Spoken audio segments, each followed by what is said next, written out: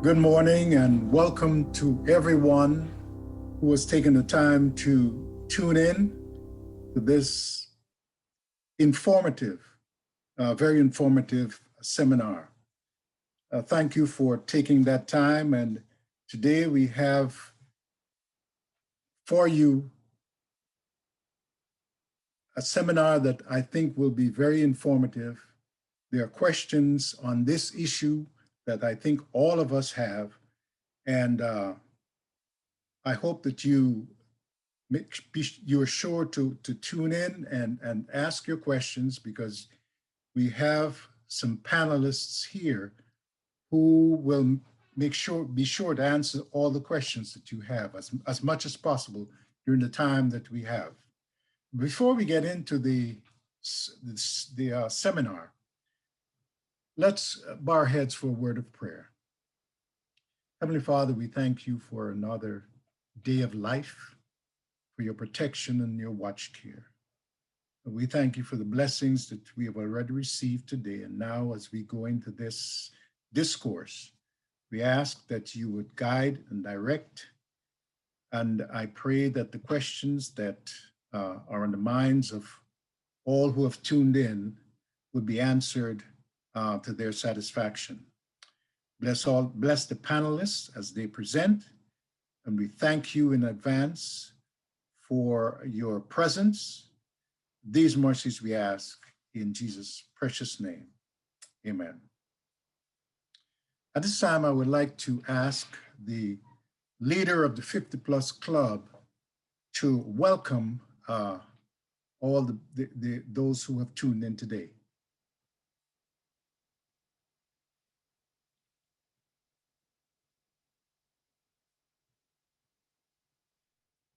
Now, if she is not available, then let me welcome all the members of the 50 Plus Club, members of the Metropolitan Seventh-day Adventist Church. We welcome you. This seminar is important not only for you because you are up in age or older, but it's important also for younger people, younger individuals to benefit from the information that will be disseminated.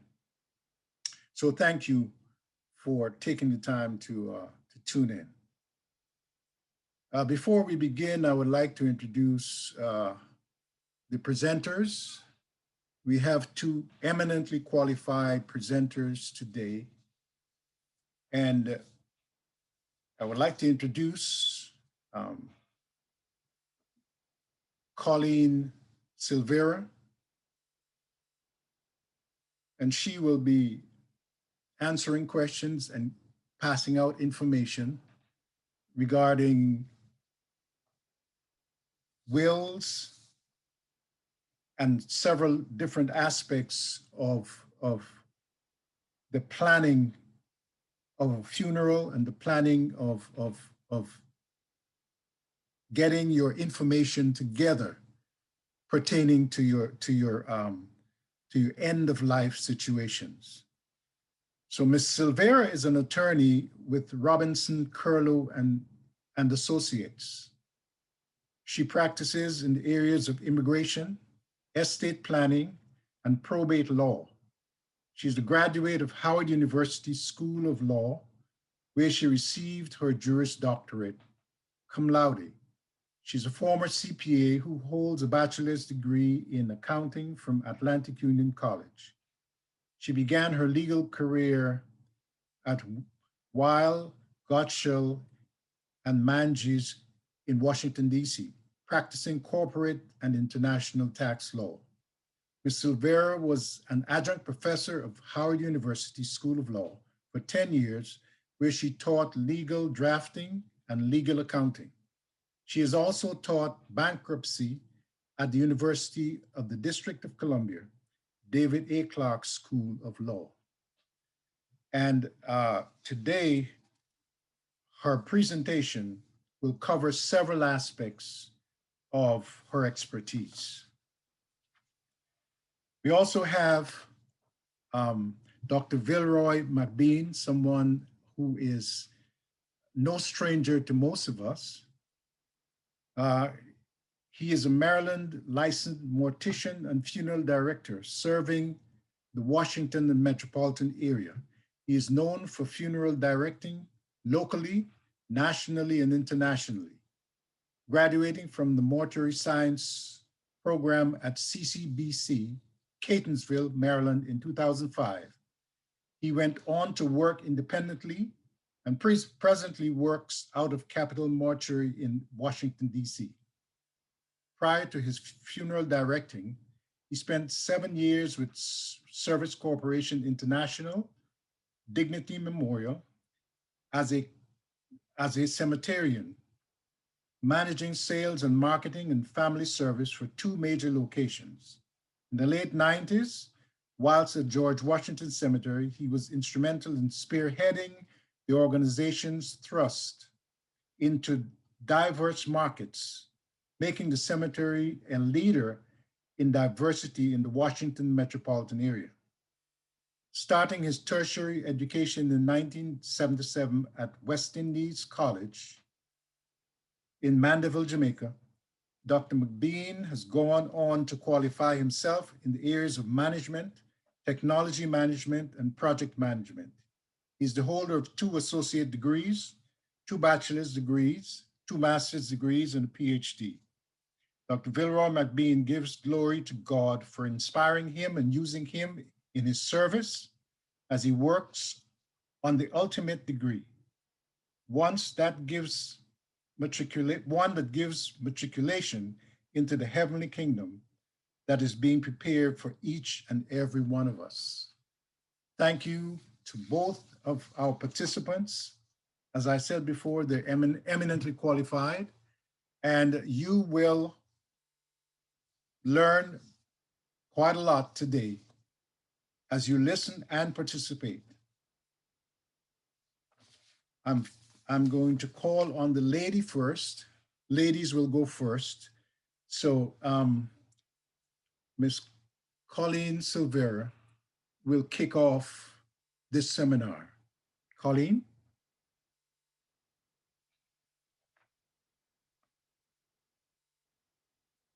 Thank you all for joining me this morning. It's a rainy morning. I know you have other things to do, but this is an important subject for the young and for the old. So I really appreciate you taking the time. We are going to be sharing the slide presentation. So a lot of what I'm saying is also captured on the screen.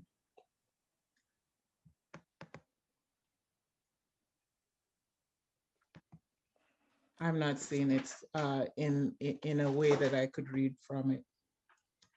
The main thing I want to say is I am sharing this information with you, but this does not constitute legal advice. Why are we talking about estate planning? In our culture, a lot of people believe that if they execute a will, it means they're going to die. No, people execute wills and they live for long, long times. But it's important for a couple reasons.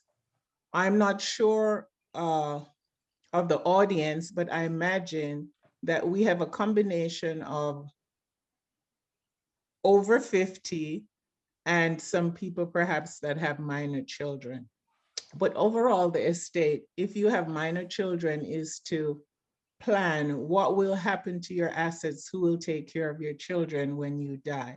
And I like to be very specific. A lot of people like to say past, but we need to acknowledge we're all going to die. So what happens when you die?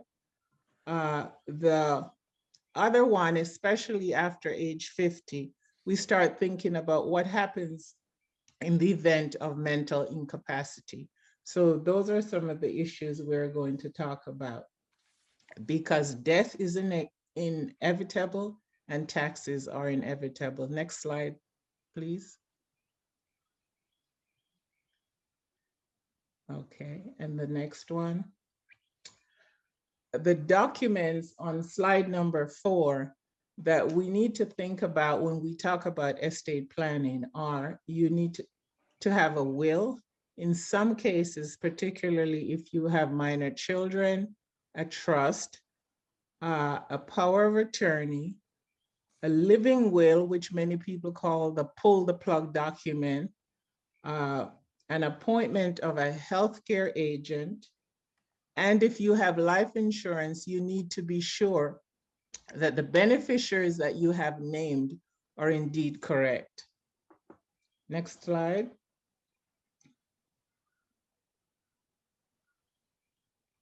Oops, sorry here.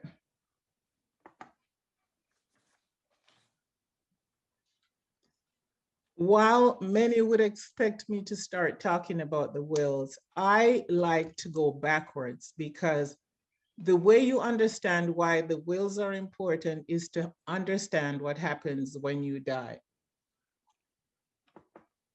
When someone dies, next slide.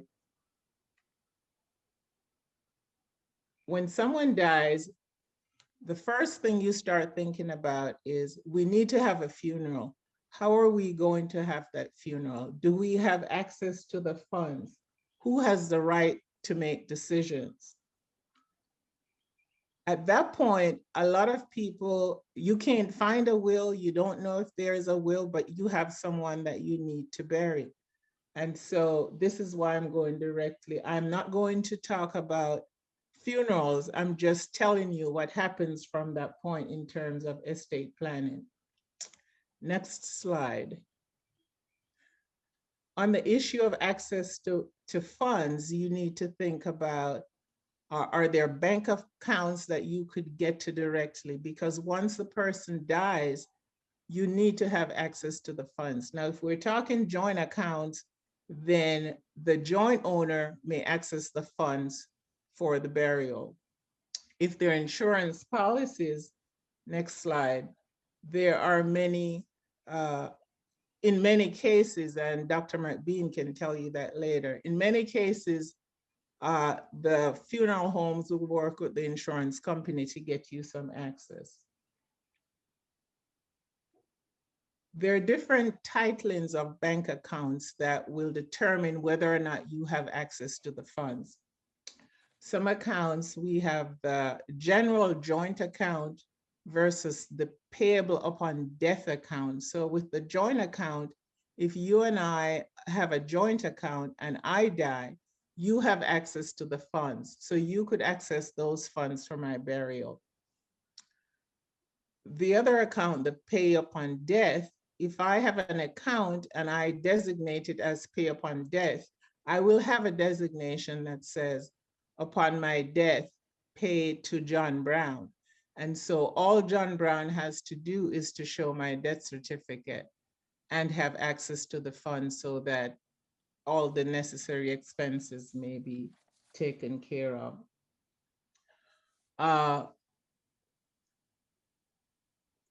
I'm not saying that everyone should run out and have a joint account, because you have to remember that as joint owners, if you and I are joint owners, I could take all the money out and you may need access to it while you're alive. So there's an issue of trust here that you need to keep in mind. Next slide. Also, another warning with joint accounts I find in families, there may be one child living in the home taking care of an elderly parent. And that elderly parent says, because you're here, I'm going to put your name on the bank accounts as joint owners. But joint owners means that when you die, that child gets all that money. That may not have been your intent, because if you have 3 children, you may intend for them all to share. But if you have put it in a joint account, it automatically belongs to one child. Now, in some families with good relationships, they'll say, well, mom intended it for all of us, so let's share it. In some families, even when you think you know your children, they said, it's mine, I don't have to give you any. So be careful. I'm not suggesting you run out. I think the payable upon death is a really good option. Next slide.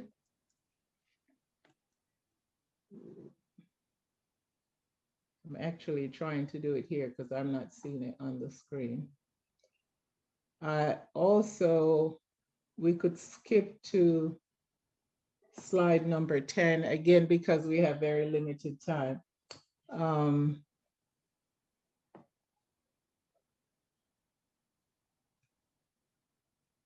I'm skipping to slide number 13. Just very quickly talking about different insurance, and this is a part of your estate planning. I find I have a lot of clients coming at probate time and they say, well, my mother had X insurance, and we find out it was the accidental insurance. Accidental insurance means just that. If there wasn't an accident, there is no benefits at the time of your death. So if you have an insurance policy, try to make sure it's actually a policy that will pay out without there being an accident. Another thing, please be sure after you get off this seminar, if you have life insurance, look at your documents to ensure that the person that you want to receive the funds are in fact the people named on the policy. It's very easy to make a call to your insurance company if you don't have the documents, or to write them a letter. If you need to make a change, you can request a change of beneficiary form from your insurance carrier. Next slide.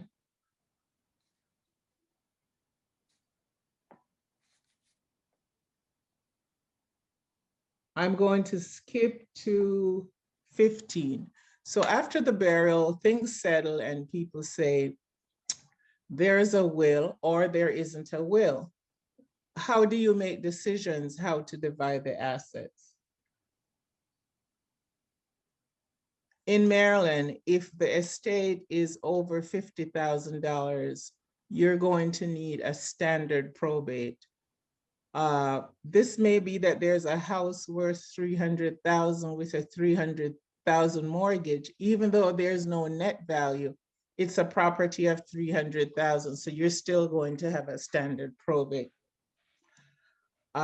It's required that someone be appointed as your personal representative. In the old days, the term many of you may know is an executor. If there is a will, that person is usually designated in the will. If there is no will, there are state laws that determine who the personal representative will be.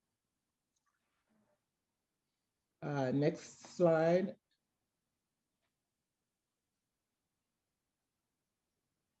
And on slide number 17, why do you have probate? It's the formal administration where the court decides who will be charged with collecting the assets, paying bills, and distributing the assets. You're given, once you've made the application to be a personal representative, you're given letters of administration. This is what you'll take to the bank to close the accounts. If you need to sell a house, this is what you'll give to the title company to allow you to sell it.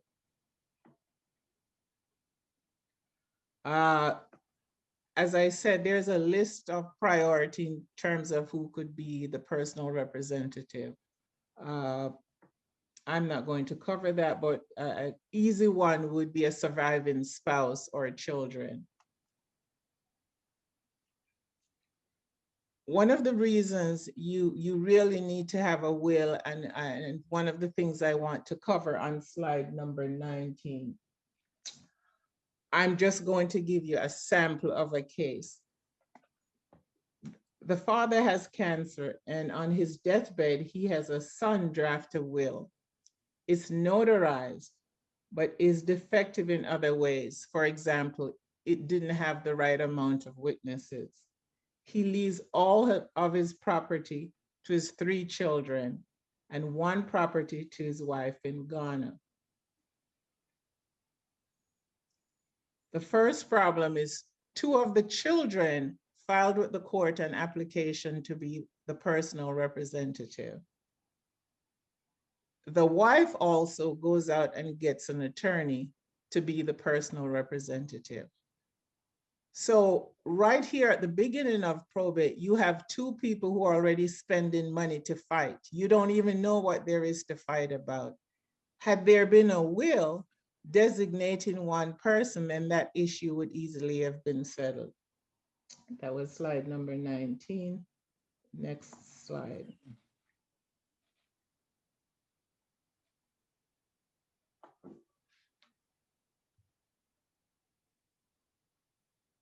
On to slide number 21. Here I just want to remind you about the titling. If you have a jointly titled asset, it belongs to all the people on the title. If we're talking about property, if we're talking about a bank account, it belongs to all the people named. When one person dies, it goes to the survivor.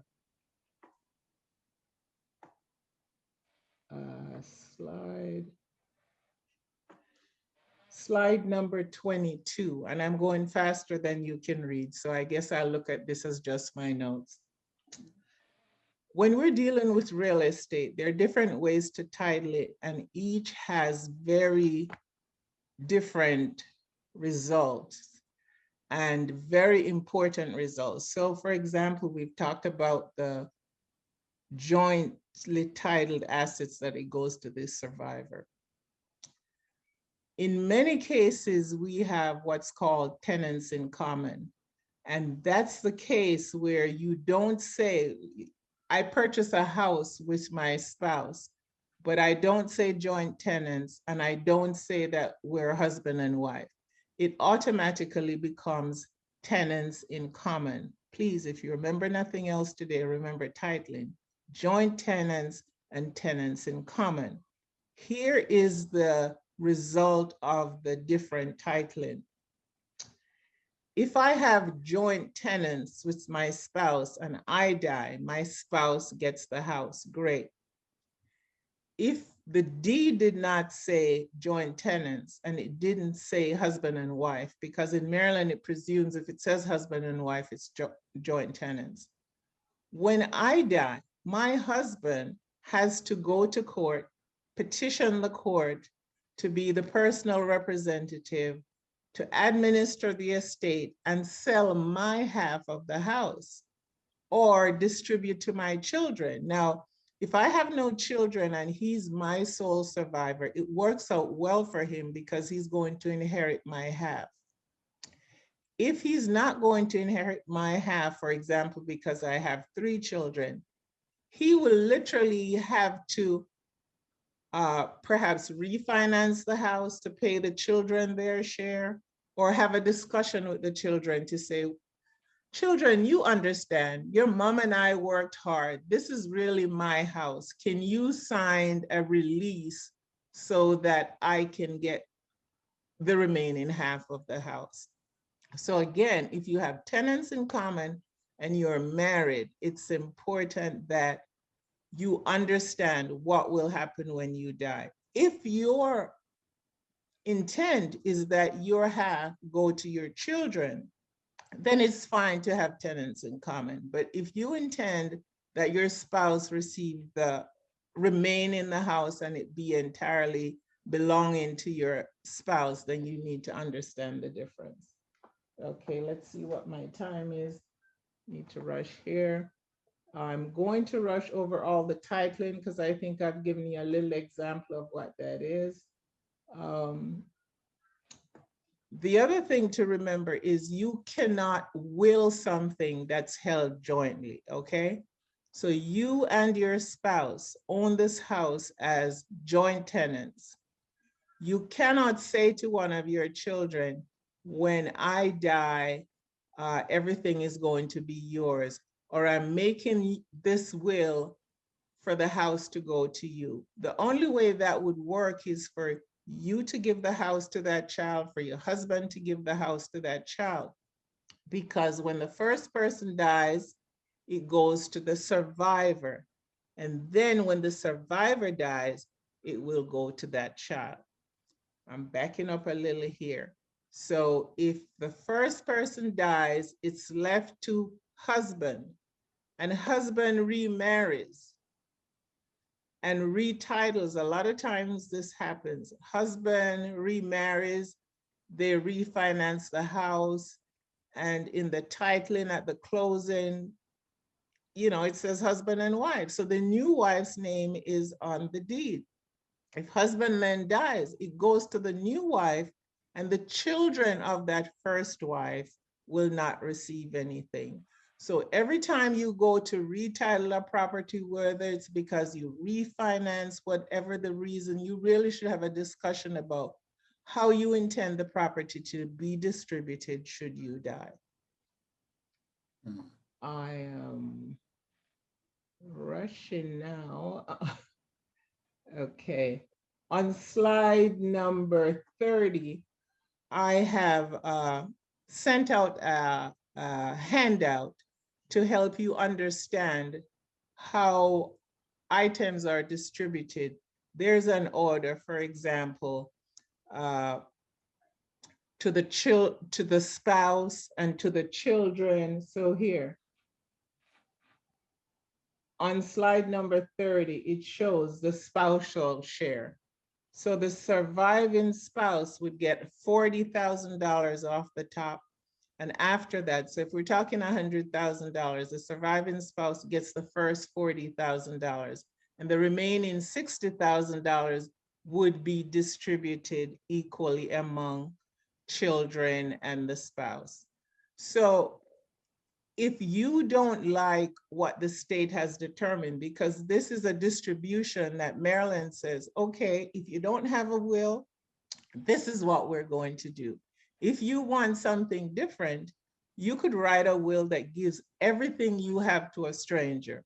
Or you may have one child that doesn't do as well. You may have a child that doesn't work a lot. Could be disabled, whatever the reason. And you may have a child who's a successful business person. You may not want to leave everything equally to your children in such a case. But if you don't leave a will, the state is going to distribute it equally. So again, look at your family situations and see how best you may need to make your distributions. I'm going to skip all these others. So basically, I've just told you about titling, give you an example of why you need to have a will, and very quickly tell you that when you die, you need access to funds. You may need to petition for probate if there are assets to be distributed. An easy case where you don't need probate would be if there's a jointly held house. And that's basically all you have. When the first person dies, it goes to the survivor. So there really isn't anything to probate. So again, you will need to look at your family situations and your assets.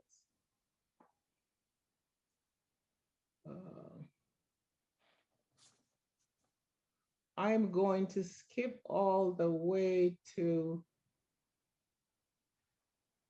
there's some issues I like to cover for people with minor children, and I can't tell who the participants are, but there's some other considerations you need in terms of, I'll say very quickly, if you have a life insurance policy and you name a child, the funds may go into a custodial account by Maryland law, but when that child turns 18, all the funds are turned over to the child. If you have a policy for $500,000, you don't want that going to a child at 18 years. So that's another construct that suggests you may need to do some other planning, like put in the proceeds in a trust that provides for the child to get health benefits, education, and standard living expenses, and be distributed at a later age.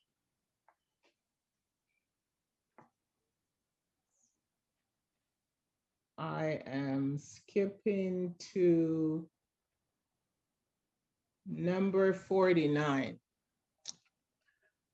I've basically very quickly spoken about wills. The other thing we need to think about are the documents that you need in terms of incapacity. That would be the medical power of attorney, the living will, and the financial power of attorney. on slide number 49, the medical power of attorney, in the case of husband and wife, usually if you go to the hospital and a doctor needs instruction, authority to do something, it's the next of kin.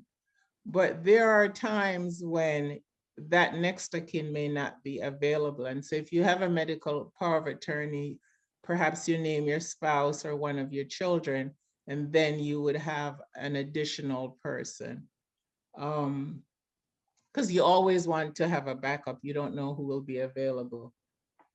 The living will, which is on slide 50, covers certain medical conditions when someone's in a persistent vegetative state, terminal condition. So what the living will does, it will say, if I'm in one of these stages, and I think Alzheimer's is a good case, I don't want to receive food, water, I don't want any equipment to keep me alive. So if that's the case, just let me go. But there are further details in the document. Some people just want medication so they don't feel pain. Some people want water, but they don't want food because they don't want to to continue lingering. Again, these are documents that we could discuss further. As you get older, I think it is really important to have the living will and the medical power of attorney. My mom went to assisted living facility. And the first thing is I have to make some decisions for her. But every time I call someone, it's, do you have power of attorney? So it's important for us to have those documents before we get to that stage when we can't make decisions. I get a lot of calls asking to prepare living wills or medical power of attorneys or financial power of attorney if a house needs to be sold. And my first question is, does that person have the mental capacity to make that decision? A lot of times they don't, and I have to say, I can't help you. You have to do it when the person has mental capacity. How am I on time? Have I gone over my time? No, you're good. Okay.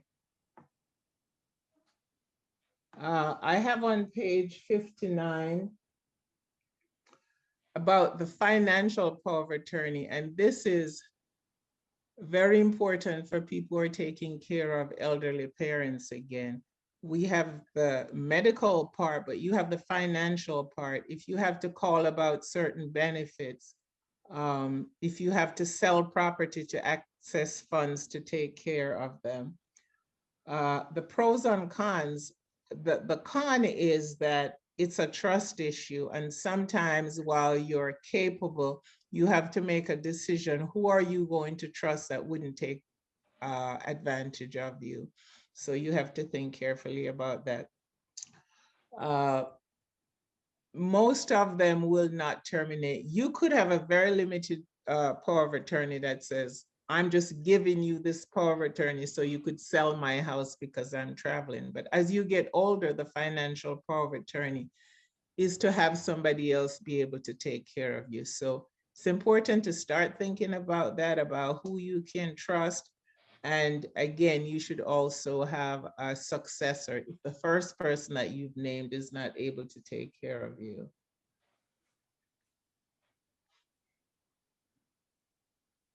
And I am going to skip anything else I have and go straight to the question and answer.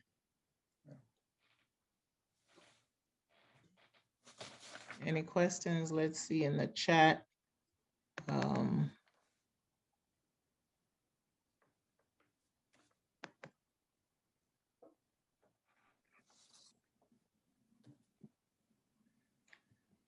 I'm looking at the chat here to see what the question. There's one from Farrell. She asked, what is a trust versus a will? And are they independent of each other? Okay. The will, comes into effect after someone dies. That's the first thing. The trust, there are different forms of trust. You could have a living trust, and you could have an irrevocable trust. You could have a testamentary trust, which is a trust that is a part of your will, where you say, at the time of my death, whatever I have, instead of giving it to that 18-year-old, I want you to put it in a trust. And these are the terms of the trust. Give money to his guardian as needed, but I pay for his college. And when he reaches the age of 25, you're able to distribute it. So sometimes the trust stands alone while you're alive, and sometimes it's a part of the will document.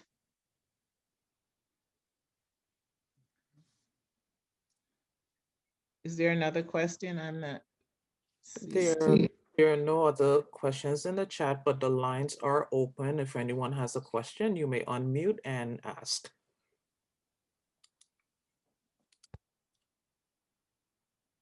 There's a question that says, if I am single, how do I plan for the sale of my estate? I'm not sure what that means. So if that person is able, could you explain? Hi, this is Kwaja. I had asked that question because I'm single, active duty military, and so when you were talking about the for the sale of the estate, so I own a house here in Virginia. However, as a single individual, how does that process work for it upon my death if I didn't have a will or something? I don't practice in Virginia, so I can't tell you exactly how it's determined in Virginia, but I will say primarily a lot of these laws allow for your estate to go to your next of kin. So if your parents are still alive, in most cases, it would go to your parents. If your parents are not alive, then it will go to siblings. If you have siblings. Okay. Okay. And then for the, I'm sorry, can I ask one more question about the trust? So is it, I guess what my question is it easier to just put my estate and everything in a trust versus doing everything through a will for my, because I don't have children also. Right. A trust, I have found over the years that there were many years ago when people used trust because of tax benefits. And then I found that lawyers made a lot of money by recommending trust when they weren't really necessary. So unique to your situation, because you don't have children, or you could have a niece that you want to provide for. And in that case, as a part of your will, you could set up a trust. But it's really unnecessary during your lifetime to spend the money to draft a trust, because a trust is much more expensive than drafting a will. So you could basically designate in a will that upon your death, this is how I want the money to be distributed. If there are any minors, please set up a trust. And the terms of those trusts would actually be stated in your will. So it doesn't cost you a lot of extra money. Okay. Okay, thank you. Someone is asking about how to get the handouts. Mr. Court, can you address that? I think the plan is that you can call the church, and the phone number for the church will be displayed during the presentation or at the end. You can call the church and speak to the secretary, and she will be able to either send it to you either electronically or by mail. Okay. And there was another question that I saw popped up.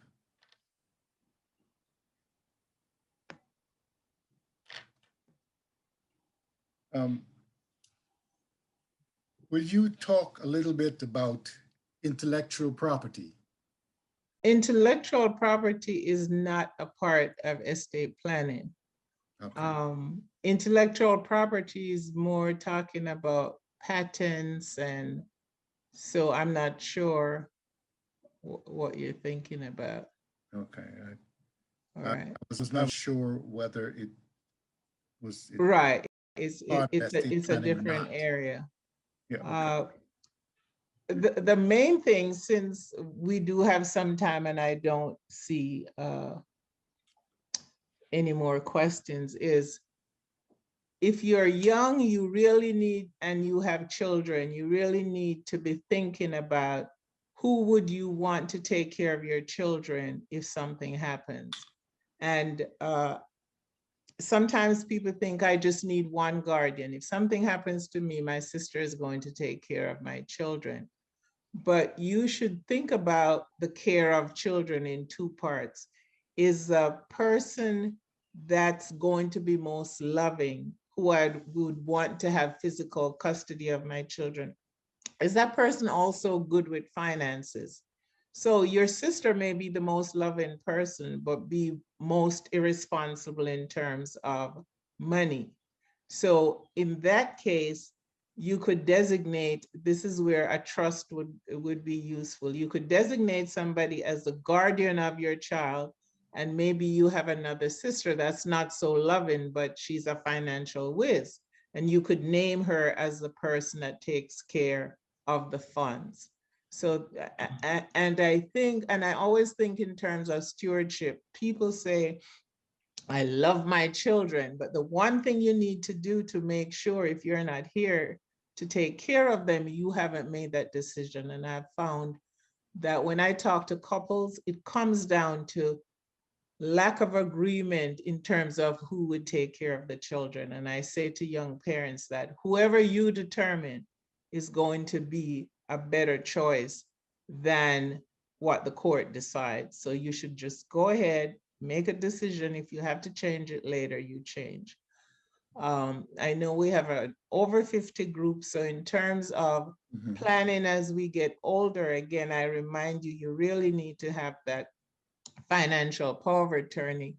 The living will, where you make the decision when to pull the plug, is very important if you have children. It avoids a lot of conflicts. I have found that the person that's there with the parent, taking care of the parent every day, doesn't have a lot of regrets because that person is doing everything. But quite often you have a child that lives, 3,000 miles apart. They don't get to see the parent as much. So when mom gets sick and a decision has to be made, the caretaker knows that mom doesn't want to stay here and suffer. The caretaker has seen mom and doesn't feel like, oh, I can't live without my mom. You have a relationship. The child that's far away says, no, you can't pull the plug. Mom's suffering, but this child far away who hasn't been involved is telling you you can't pull the plug. And this is where you've read in the past about a lot of these famous cases where sometimes it's a parent and a husband fighting. It's good for you to make the decision about when you want to let go and not have the family in conflict about whether or not to let you go peacefully. Looking at time again. I have one question. This is Clinton. Good morning, Colleen. How are you? Good morning. What's the best way for members to leave a portion of their estate to the church? To the church. I'll execute in a will. And in the will, I encourage people to use percentages. So don't in your will say, I'm leaving $5,000 to the church. Evaluate your estate and you say, leave 10% or 5%. Because what happens is today you have $500,000 or you have $1 million and you're getting older and you're using up funds. And you get to the end of your life and the only funds you have are $50,000 and you've left 40 to the church. Well, if you had children, did you really mean to cut out the children, or did you really mean, you know, when I had $500,000, I would have given 40 to the church. But now that it's only 50, and because you can't know if you use percentages rather than absolute amounts, there's also another way to do that where you may say, if my estate is over $200,000, or if my estate is over $100,000, leave 20 to the church. But you have to look ahead of what you may have way into the future, because although we are doing the will today, we're hoping we're not dying today, and it may be 30 years later when we don't have as much. Okay. We have time for about 2 more questions, but here's one. If I simply list my children as beneficiaries on my retirement accounts or bank accounts, need a will or a trust? No. One of the things I didn't get to cover is there are certain contracts, and life insurance contracts and some others are not a part of the probate process. So when you're applying the Maryland rule as to how to divide assets, they don't apply. So the non-probate assets are the house and joint tenants. Because it says joint tenants, it only goes to the survivor, so I can't leave it to somebody else. The retirement benefits that has someone designated goes directly to those people. So no matter what you say in your will, you can't change, because the life insurance, the joint bank account, those things are contracts and the will cannot change that. So again, be careful that you don't have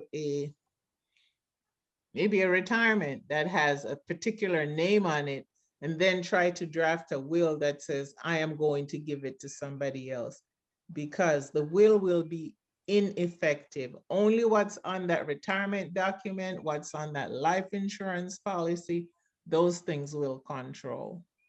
Okay. There's a question that shows that is asking, what is the best way to set up assets for long-term care? I don't talk a lot about that. And when I get clients, this is what I do. I find someone that specializes in long-term planning. And I'll tell you why. I think the heart surgeon shouldn't mess with the brain surgery. And I don't like to steer people in the wrong direction. There are a lot of unique laws when it comes, for example, to people who may deal with Medicaid in terms of what assets you can keep. And it's very tricky. So I know, yes, you can purchase long-term care assurance. That's the easiest way. But in terms of what assets you will be able to keep if you went into a nursing home, you really need to deal with an attorney, and not just people who advertise that they do everything, but interview people that actually do like Medicaid planning and those types of issues, because the rules are very strict. We just have time for one more question, and this question comes from Marva, and she wants you to talk about sharing passwords and emails. How is that handled? I don't have an official one. What I do with, but this is what I'd like to cover in answering that question. Periodically, I have a file both digitally and physically. That since my children were old enough to read, every time I went on an airplane, I pulled out that file and left it on my dresser, because I want people to know where to find stuff. And in my file, I have a cover sheet that says where all my investments are, that has a copy of my insurance policy. And I have little notes to my family about, since I'm an attorney and I do probate work, I even have a note of some colleagues that they can contact if they need to do this. So in the digital file, I send a copy to my now adult children in case, they don't live in my home anymore, but they will know where to find things. In terms of, I can't talk about the security, but in terms of password, we talk about what I use for passwords. And even though the security people will tell you should always change, I have some limitations there. But I think you have conversations with your family, and I tell you, your family, they don't want to talk about this stuff, but you make them talk about it. And I tell you, after the first one or two difficult conversations, they start understanding. And this COVID time has highlighted why people need to talk about these things. I don't know if that's totally responsive, Marva, because I haven't done anything formally on sharing passwords. I have just encouraged people to be sure that people have access to their information, and however they can do that safely. In Yes. Maryland, the Register of Wills keeps a copy of your will if you want them to. By paying $5, you could send your original will to the Register of Wills, depending on your county, there by county. Because sometimes you see people running around, I know there was a will, but I don't know where it is. I don't know which attorney did it. When I do a probate case, one of the first places I can look is with the Register of Wills in a particular county to see if that person had filed a will. And often when I prepare wills, I give my clients the option of filing the original with the court. Some people keep it and some people send it to the court. Okay, Colleen, I thank you for that informative presentation. And at this time, we're going to turn the mic over to Dr. Vilroy McBean, and he will do a presentation on funeral planning. Dr. McBean, take it away. Good afternoon to my fellow brothers and sisters, my fellow Metro members. As much as I may be there physically, I am there in spirit. My membership is still at Metropolitan, the Adventist Church. No, I've not moved it. I may move my body many times all over the world, but this is my Father's world, and I firmly believe that anywhere the Lord calls me, and in whatever area that he calls me to deliver, that I must be ready to deliver. And sometimes I think that God, I don't know why he gave me 10 talents, but he said, I gave it to you, so use them. So I have decided that I must use every single one of them. And funeral directing is one of those that God actually placed upon me. If you said to me 23 years ago that you're going to become a funeral director, I said, you're out your cotton picking mind. There is no way that I am going to be a funeral director. No. That was not my area. That was not me. This was not my love. This was not my desire. But it so happened that back in April of 1998, to be precise, April the 18th, the families gathered around my sister's bedside. She's there. She was actually 1 year older than myself. Everyone thought that I was older, but she was actually older. And here she is. She's under hospice care. And prior to this, she spent 12 years being manic depressive and schizophrenic. And after that, in the last year and a half or less, she had a massive seizure and they diagnosed her with a glioblastoma. And she's there.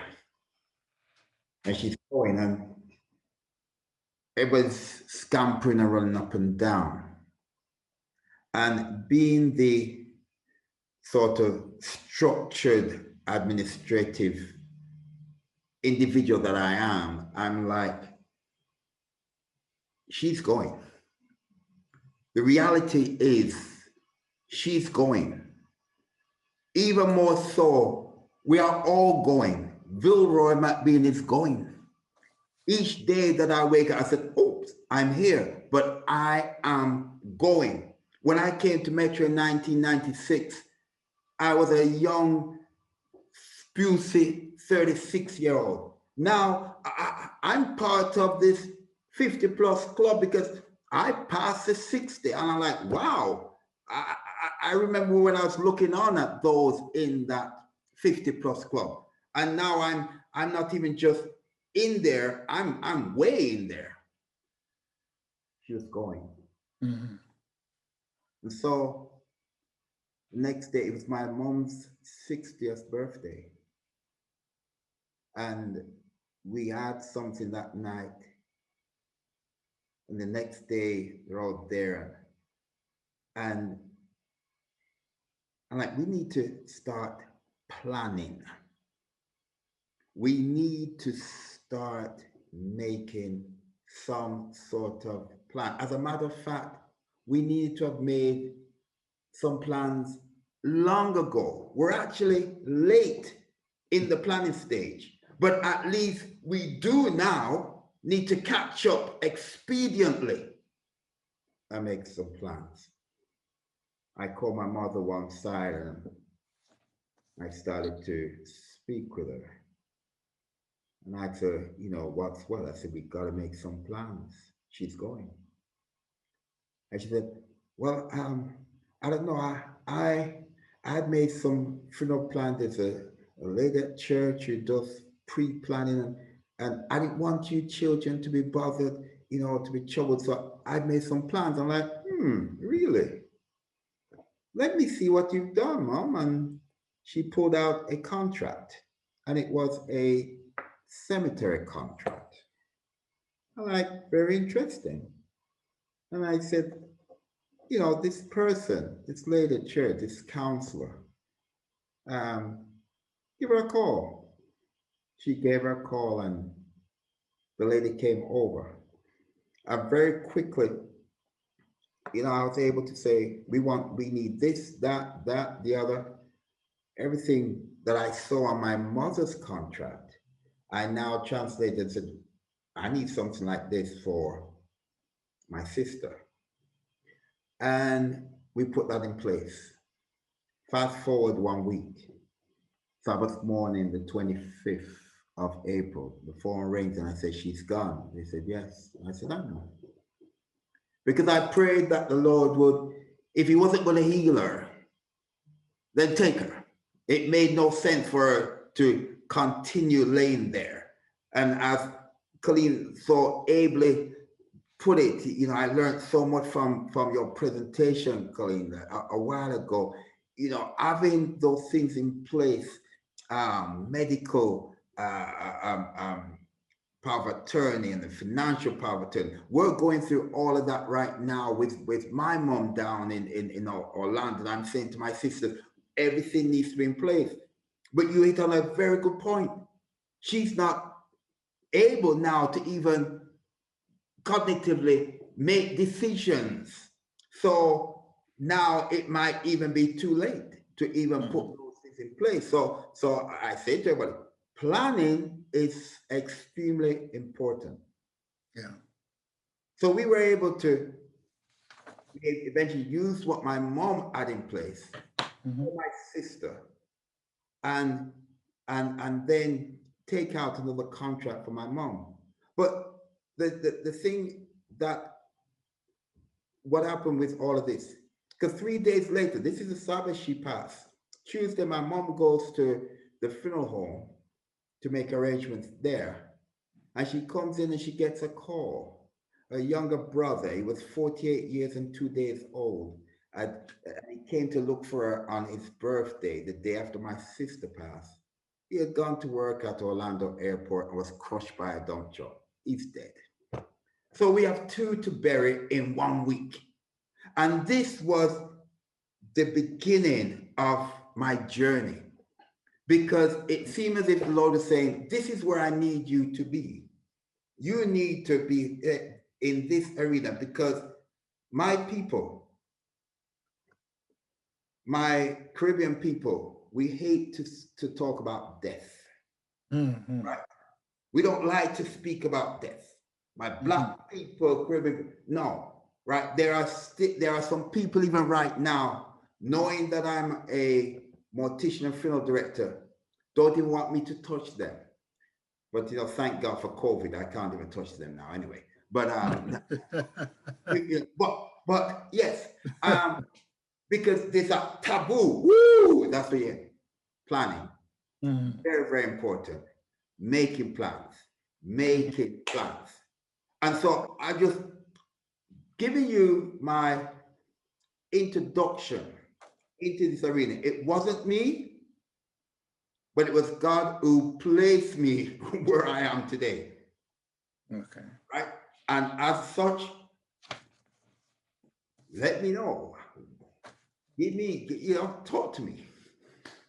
I would like to thank Colleen for basically laying the groundwork where you are now going to go as far as this discourse is concerned, because her presentation dealt with the planning part, the wills, etc., the estate planning.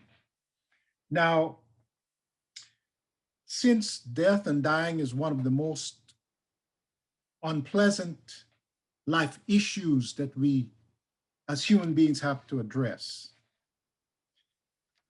what are the first steps to take in planning my funeral outside of the wills, etc., that was addressed by Colleen? Here it is. I need to plan my funeral, not my estate planning, my funeral. Where do I begin?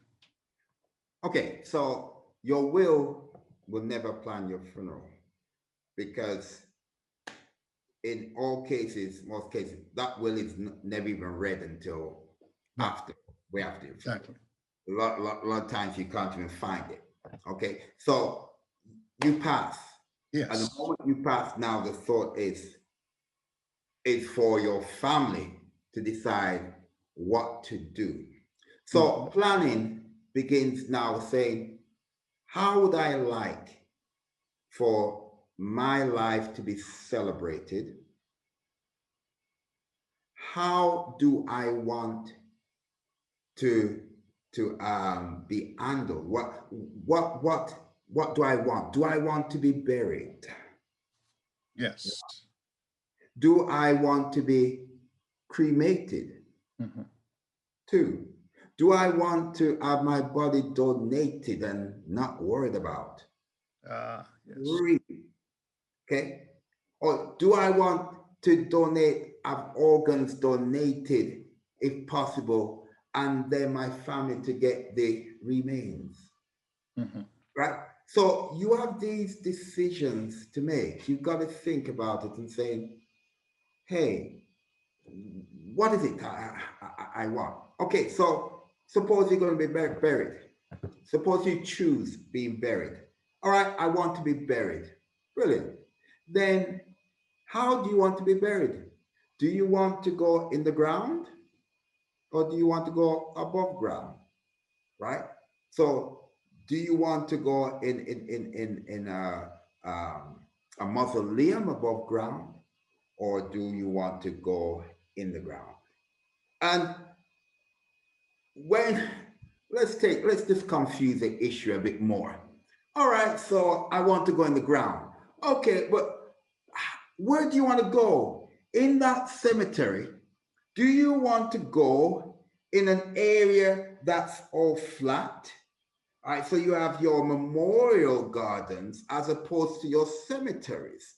So if I'm going in a memorial garden, then they don't have the monuments, the upright monuments. They will have benches, little small things like benches and other things like that, but they don't have those monuments, right? So what do I want? Oh, I want to have this big, humongous monument over with my name and family name. I want a family area to go into. So that's a decision. Or do I just want to go into a little small area? Again, if I go above ground, do I want to go into a mausoleum at the lowest level? Or do I want to go way up the top so I'm closer to heaven? So when the trumpet sound, I'll be the first one to rise up and to come out of this mausoleum. Mm-hmm. It's going to cost much more because I'm way up there. And am I going to go quicker? Just questions like that. So you now have got to make a decision. You've got to sit down again with a funeral director and do some pre-planning. So these questions can be asked, right? And as we sit down and ask the questions and put the various scenarios to you, then you're able to make some determinations. But there are a lot of little decisions to be made when when you pass away, when we pass away, decisions. So it is best, again, to make the decisions beforehand so that someone else does not have to be saying, I wonder what Vilroy would have wanted. Mm-hmm. Right? I wonder where if he would want to be cremated or interred. I wonder where in the world would he want to be? You know, you make those decisions. All right. So the best thing for us, even as funeral directors, is that when someone passes, someone has as instructions there and said, these are the instructions that mom left. This is what she wanted, right? And you can say, oh, great. So we know she wanted to be buried like this. There's been so many cases that we can cite, where families are fighting. Yeah. Some members, we want to cremate. Another member that, no, we want to cremate. We don't want to do a cremation. Well, no, we're burying. Or someone says, oh, well, we don't want anyone to view, or I don't want to view. And another family member says, well, we want to view. And one of the things is, as when you sit down sometimes and you've got the family of eight children sitting around you, and they've got 12 different ideas as to how they want it to go. So you start your planning, deciding, what do I want? How do I want to? I want to go? And this is even before you get down to the actual program itself. Yeah. So you've got that aspect of planning, you've got the program aspect of it. How do I want my program to be? I mean, I can say for me now, I say to my wife every day, I'm not, listen, I say, I don't want to open preaching of it. Do not let, if I pass before you and you're doing some, do not let people come and be talking all this stuff. No, but you can do a big concert. I have a big concert, invite all my groups to come and to be a part of it. I said, you can spend and bring them and minister to people that way. So it is things of this nature that you do as you start to make your plan. Question. Do we have any questions in the chat? I have a question. Can you talk about the financial part, not telling us how much it costs, but some of the options. Because, you know, people are so flabbergasted when something happens. All 8 children want something extravagant, but where's the money coming from? Great, good question. And I see Lena Caesar was asking that question also, or asking the question about cremation versus burial. Mhm. Cremation is always the least expensive, right? Now, for cremation, you have a different types of cremation. So you could have a direct cremation. The person passes away, the funeral home goes to the wherever they are, whether it's at the medical examiners, whether it's at the home, and they pick up.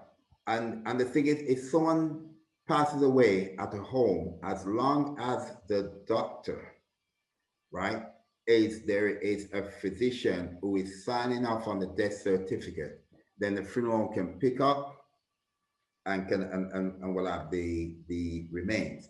If the person passes away at the home and there's no doctor, you know, that is signing off on it, then the body is going to go to the medical examiners. So as you get older, it's always good to ensure that you visit your doctor knows your condition and understand, so that you that when anything happens, they can say, yep, I know such and such will be signing that death certificate. So you can have direct cremation, or you can have a full service cremation. Full service cremation, what happens? Okay, so the body is prepared as normal. You can go to the church, you go to your service, you can have your viewing, you can do everything.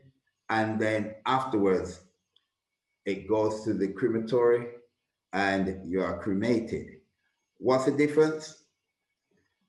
In the whole scheme of things, there are 2 areas. There's the funeral home side of things and there's the cemetery side of things. And each has their cost.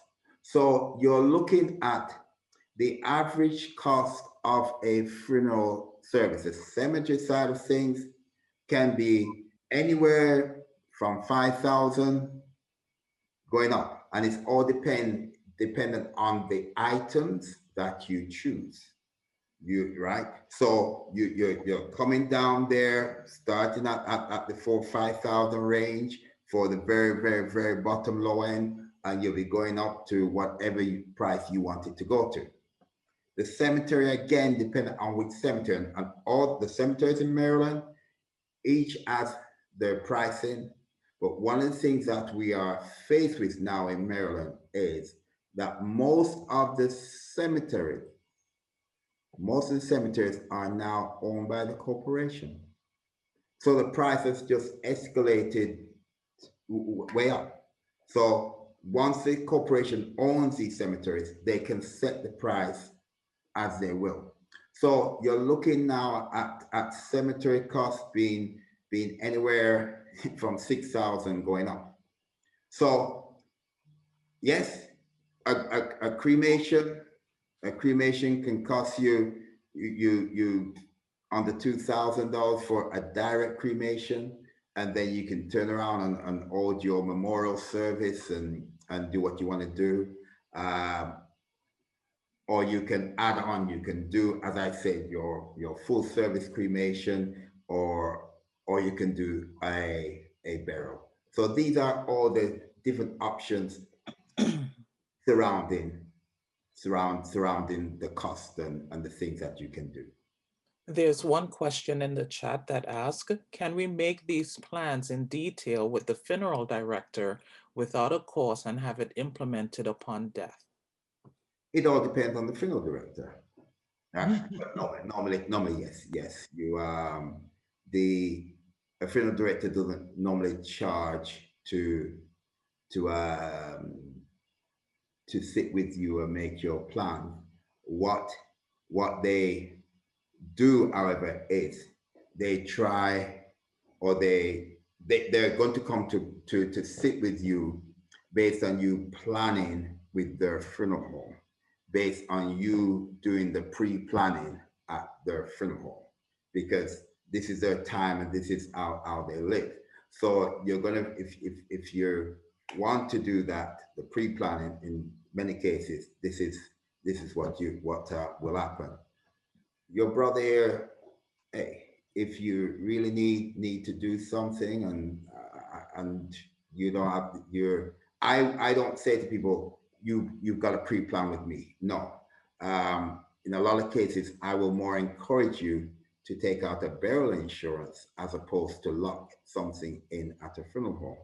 Because whereas you will always have that burial insurance to use at the funeral home, that funeral home could be there, right? Or it could not be there when you're ready. So my thing, even though I'm a funeral director, all right, take out your insurance. If you decide to leave the state, you've always got that burial insurance.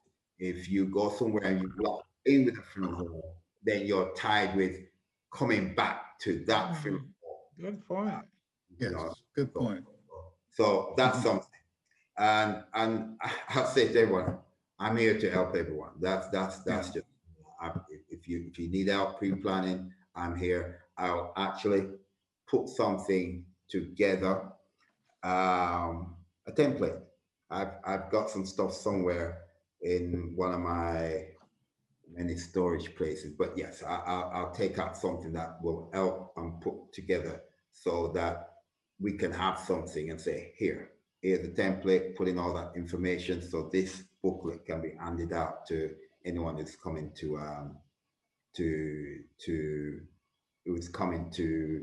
take the body or to handle this service. Okay.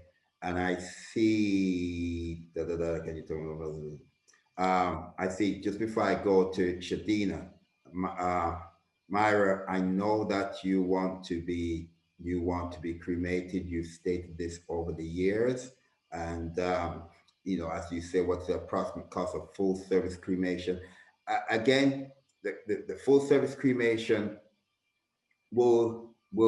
it's going to run you about somewhere around 6,000 plus at this time, right? So it's going to start somewhere in that region because you're going to do the service and then you go into the crematory.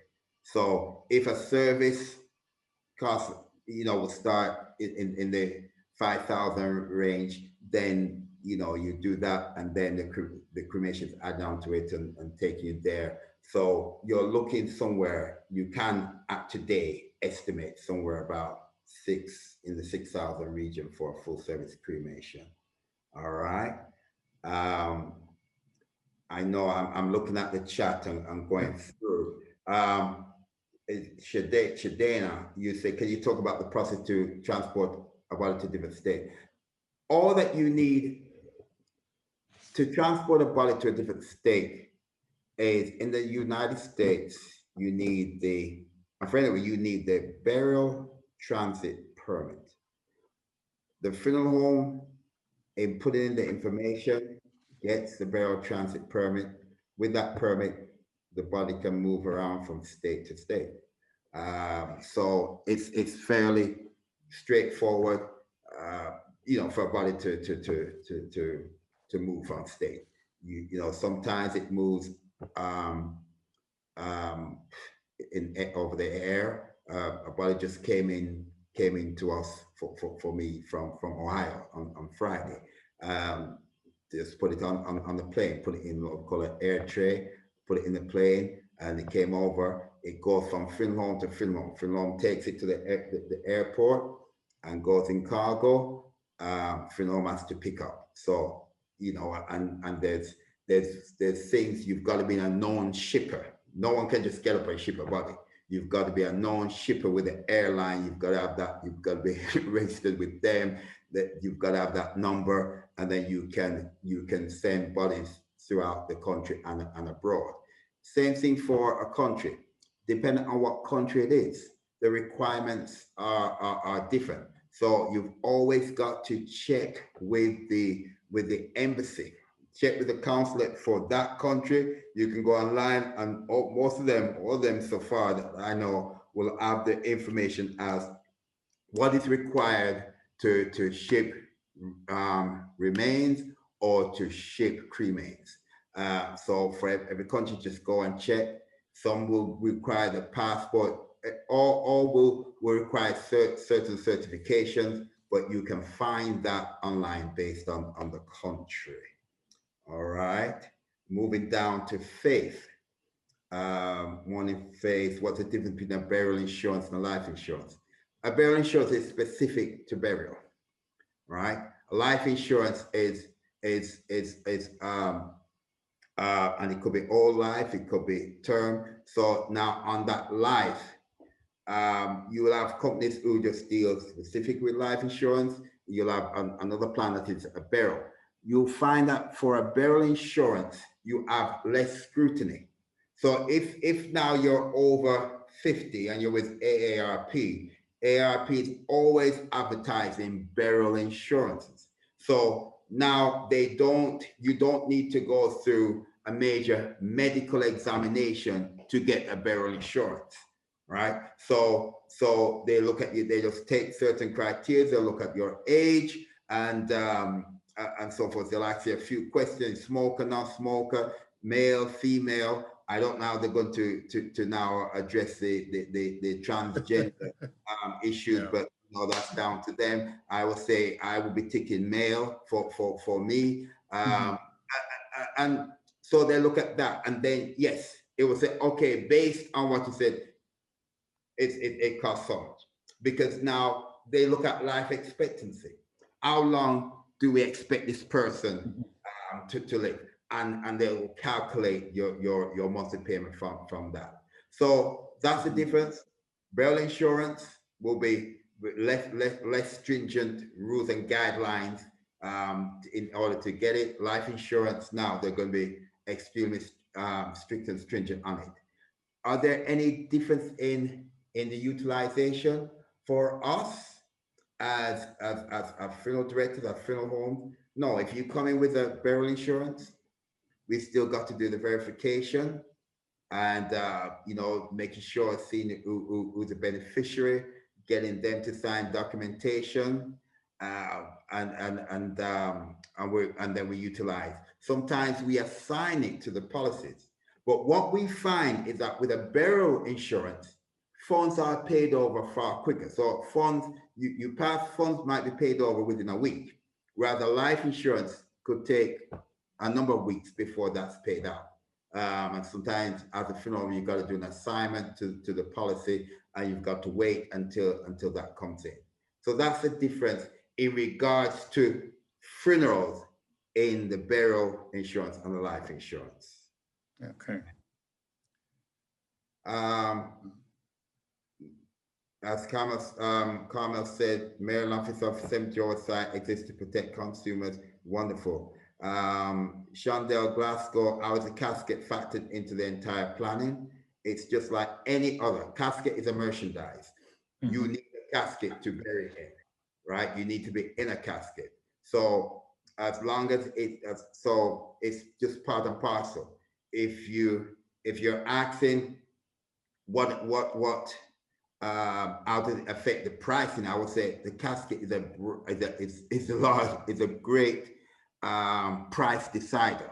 So that's what really changes prices a lot. The merchandise that you use in the process changes the price. So someone might come in, like the other day, someone said, I want a bronze casket. I said, are you sure? Yes, I'm sure. Are you sure? Yes. Okay. All right. And then you order a bronze casket. Of course, it puts the price up by $5,000. Oh, such and such. But you said, and that's why I asked you quite a few times, are you sure the one that you've chosen is a bronze casket? And the bronze is going to be so much different. So the casket, the casket that you choose, and the caskets again is another lesson for another time, because you've got your gauges, you've got your metals, you got your woods. So that's something else that we can look at when we talk about merchandising. Is it part of the entire funeral cost is separate? It again, Chandel, the cost of the casket, it all depends on where you go. For me, I like to give packages. I'm like, this package, you've got this, that package, you've got the other. I like to keep it simple. Others will go individual item by individual item. So it all depends on where you go. You'll get that. Okay. Range of a casket, again, a casket can cost anywhere from $1,000 to $20,000, $30,000, $40,000. It all depends. So casket range is very wide. It all depends on the type of casket and the material. Would you go through to take out burial insurance? There are a number of companies, but I'll find that out. If you make a note of that for me, someone, I'll find that out and see if we can get someone from one of those organizations or companies to come and to speak to you all there. What options do marginalized families? What options do marginalized families, those who can't afford life or burial insurance, have in burying their loved ones? It's sad. It's a difficult situation, but again, this is why we as a church have got to do more. I just tell it straight. We as a church have got to do more. And all the folks at Metro Church can attest to the fact that I've helped quite a number out at Metro when I'm called, because for me, it's a ministry. And we have got to look more, even in this time, at putting together and working together and putting funds into some sort of kitty that this will go to marginalized families to help them out. But we've all got to be there for each other. Okay. Faith has a question. She's going to unmute in a bit. What are the benefits of purchase and vault for the casket? Well, again, now we're getting into merchandising, and this is something. In Maryland, and each state has a different law. In Maryland, you need a vault in the cemetery. Why do you need a vault? You need because the water levels is such that it flows so much and through underground. When you got equipment, thousands of pounds of equipment driving over the ground on a cemetery, and so you'll find that it will sink, and it sinks quite a bit. If you don't use the vault helps to keep the level. So when you put that concrete box in the ground and you put that cover on it, it now becomes like a tomb. So now when you put the dirt, you probably got, if it's a single burial, you've now got probably about 2.5 feet, 3 feet of dirt on top, and you've got something firm below to keep the dirt from sinking completely. If you go into a cemetery like George Washington, what you will find is you might find some areas. You go into certain sections. There's a Jewish section there specifically designed that does not use anything in the ground. And for that area, you're going to find a lot of sinking, because there's nothing now that keeps the area firm. Mm-hmm. So that box keeps it firm. It means also when water moves through, if anything happens, there have been cases years ago when bodies have been floating and not knowing where they ooze. So that vault helps to protect and helps to protect the environment and keep things in place. So that's the importance of a vault. Mm-hmm. All right. And anytime you're ready, Wilbur, you can ask. I do have a question. Okay. Can military veterans be buried in any military cemetery of their choice? And if so, what are the costs associated with burial? Okay. Burial in a military cemetery, not of your choice. It will be where they decide that you can go. right? Meaning to say, it all depends on this on the space. It all depends on your rank. So you can't be a private and say, you know, I want to go into certain cemeteries. No, that's not there. There are assigned, and you can then go back to the Veterans Association. They can answer those questions because we don't know. We don't know what they charge at a veteran cemetery. I have no clue. Right. I just know that if you in certain private cemeteries, there are veteran areas, right? There are veteran areas like George Washington has a vet area that you are vet to be buried in that area. Okay. You may want to allow Faith. The lines are open. Faith, you can go ahead Yes. with your. Okay, can you hear me? Yes. Perfect. Okay, all right. So my dad died in England about 8 years ago, and he had a full service cremation, which he had planned for. However, the funeral home that he used was called Green Endings because it was an environmentally friendly funeral home. So the casket he was buried in was a reusable casket in that he was really placed in a cardboard box, and the casket had all sides that it could open up, it could fall down. So when it was time for the cremation, they simply slid the cardboard box out and took it into the crematory. I really liked that idea because it just saved a lot and it was better for the environment. So I'm just wondering if there is a funeral place in Maryland that does this, or if funeral homes like yours, Vilroy, has that option. Vilroy McBean has been doing that since he started funeral directing. We all that you see that we just don't talk about it, but for cremation you rent a casket, you don't purchase a casket. And when you do casket rentals, yes, that's just something. That box is inside that casket. So we have caskets that specific caskets that we just like that, let down the sides, we pull out the box, and then there's others that we might use, you know, something that we might have a regular one that we rent, and but the box is inside there. So yes, we all do that. Awesome, thank you.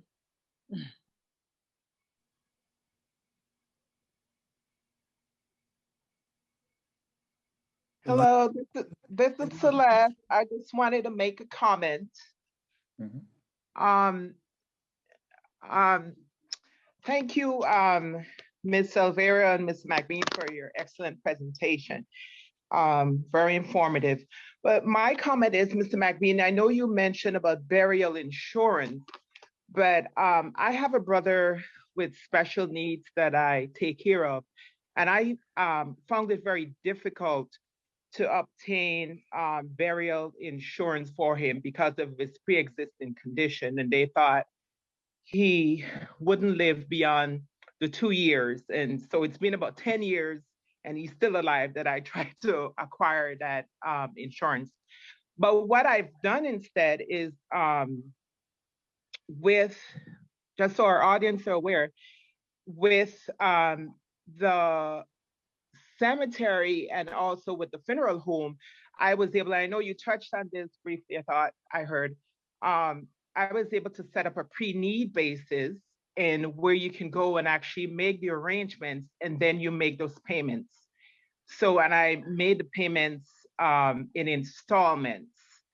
And what that does is that it locks me in to that payment schedule that they have right now. And like you mentioned, prices are going up. But if he were to die 10 years from now, I've already paid for him. So regardless of how much that cost goes up, he's paid for. And I'd just like for you to confirm that with me. And the other thing they also said was that should that funeral home go out of business, it's also insured by the state of Maryland, but the state of Maryland would see to it that he gets buried and we don't incur any additional costs. Okay, and great point, great point. And like you, we, from 1998, we have my mom's plan. And yes, she wasn't leaving Orlando, right? She's still not leaving Orlando, okay? So we're talking about 23 years on, and everything's been paid, and it's all up there. So the cemetery is all taken care of. We didn't do the funeral home side of things, but the cemetery and even the casket was pre-needed. That's all taken care of. And once you know that this is where I'm going to be, and again, with certain cemeteries, if you purchase in Maryland, and especially with the Dignity Memorial Cemeteries, if you purchase in Maryland and you move to Florida, to Orlando, you can transfer what you have there to a cemetery in the area. So that's a thing. With the funeral home now, and it came about recently, wasn't something that was being done all along, but over the last 10 years, the state of Maryland now has gotten very strict when it comes on to pre-needing, right? So they're saying pre-need, you take out like what you did, you make those arrangements, and yes, if that funeral home goes out of business, then they will guarantee that your brother is buried, or whoever the relative is. Now, and this is one of the things that the funeral homes think about. In pre-needing, you cannot use the money. It has to go into trust, right? So you'll find that, again, a number of funeral homes will say, hey, I don't want to even bother to get into pre-needed. There's so much legality around it that I don't want to even offer pre-needing. But yes, based on what is happening, the state of Maryland stepped in, the Board of Morticians and so forth stepped in. It is one of the things every 2 years when we do our renew our license and do our continuing education, you've got to take that pre-planning course so that you know and you're kept up to date with what's going on.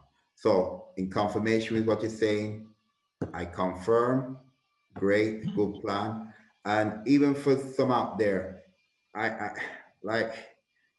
kept fighting with my sisters, Colleen, about doing things for my mom over the last 10, 12 years. Mm-hmm. And because I was the only male, I lost my only brother in Waco, Texas back in 93. They fought me. I'm like, okay, fine. Now my sisters are where I was 10 years ago. And I smile. I'm like, ha, ha, ha, ha. You ain't coming to me because I told you 10 years ago, do not come to me. Okay, now, but what I did over the last, and I even said to them, let's take out the burial insurance. It wasn't done. But probably about 2 years ago, with my younger sister, as we deal with the financial aspect, we said, when she did come to say, oh, I think we should take it out. I'm like, at this point, when it's 80 plus, right? To take it out now, you're talking about paying 200 plus a month just to get 10, 15,000. I said, that's not working. And for the first 2 years, you can't, if she passes within that first 2 years, all they're doing is giving back your money. I said, hey, transfer 200 into a saving account, not in her name, into a saving account, and let's just put that aside. I said she's already got the cemetery aspect of things and the casket. So let's just amass 15 to 25,000, and we'll be good to take care of everything else and anything else. And that's what we've been doing. And my mom is just, you know, apart from her mind, her body physically there, fit and, you know, fitter than all of us. And she just keeps going on. I mean, we're you know, since we started along this journey, we're probably at $13,000, $14,000 that we have just been able to put aside, just that sort of way. So it is something, yes, you can do whichever way you think is best. And yes, the good thing, as Celeste said, is locking into prices. If you know you're not moving, lock into the price, pay it off, and just have it sitting down and sit down and smile because it has increased in prices. I know back in the late 90s when I started at George Washington Cemetery, I bought some cemetery sites and I bought some at 800. I was saying to others, you need to buy, you need to buy. The same site that I bought at 800 now are selling for $5,000 and $6,000, right? And I sit back and say, well, look at that. I bought some others. There was a special. I bought some others, you know, at some $200-300 and so forth. And I let them go and I'm kicking myself. I'm like, why did you do that? You should have had at least 50 sites at that sort of price if you've been paying it. Now you've been saying that's my retirement funds. So I also would say this, now, and I'm looking at the time. Even as a church, even as we look at planning and we look at what we need, Metropolitan and other churches surrounding, we use certain cemeteries a lot, and I think we are losing out by not coming together as a group. Seventh Adventism in the Washington metropolitan area is large. We've got over 50, 60, 70,000 members. And if it is, what we should be doing is saying, hey, going into the cemeteries and saying, sell us 500 sites. We want it at this price.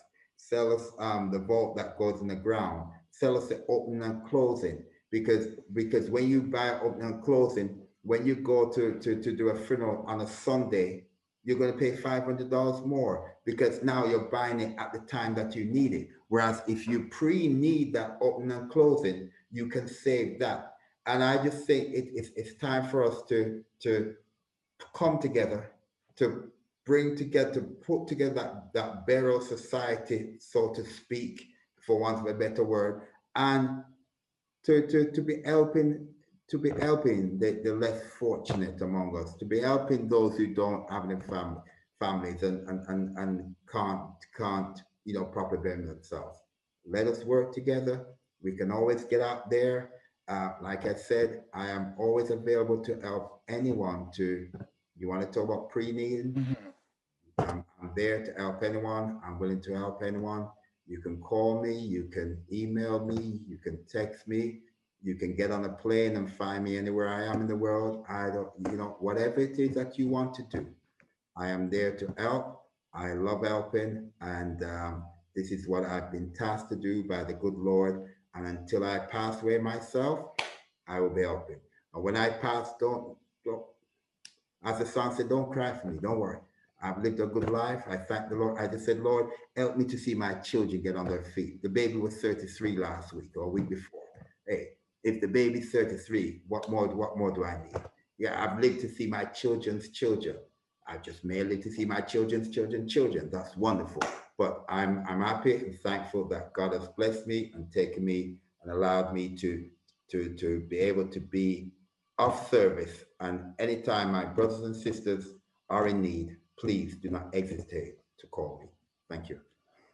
Thank you so much, Dr. McBean. And I think that's a conversation that we need as a church, as an Adventist community, we need to have with you, because I think you can guide us and guide us in the direction that we need to go, because we truly can be beneficial to each other if we come together as a community and put our resources into purchasing some burial sites, and because there are members who are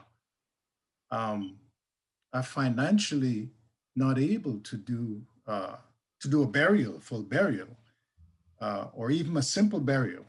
And so I think that's a conversation that that we need to have with you, and I'm sure that you would be willing to guide us in the right direction.